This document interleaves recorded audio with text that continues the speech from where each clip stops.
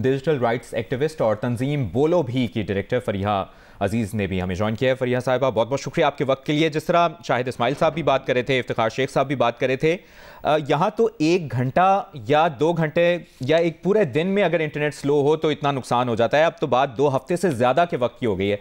आपके ख्याल में ऑनलाइन बिजनेस के लिए इंटरनेट का सुस्त होना कितना मोहलिक साबित हो रहा है?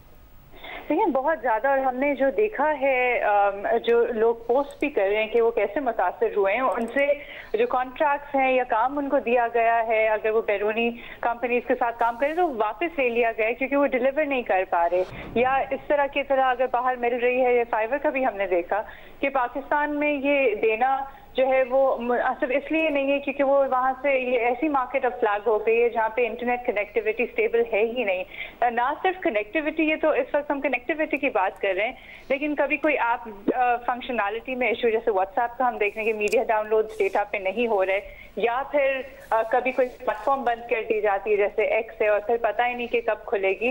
तो इस तरह से जाहिर है कि हम एक डिजिटल मार्केट जो अनस्टेबल ही नजर आ रहे हैं बाकी दुनिया को।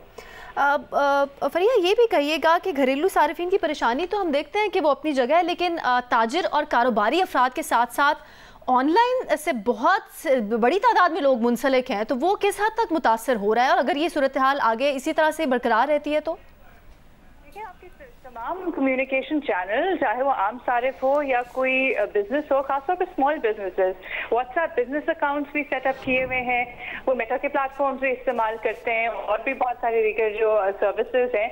इंटरनेट इतना स्लो है कि ना कोई चीज़ अपलोड की जा सक रही है, ना आप एक्सेस कर पा रहे हैं, कम्युनिकेशन मुतासर हो रही है।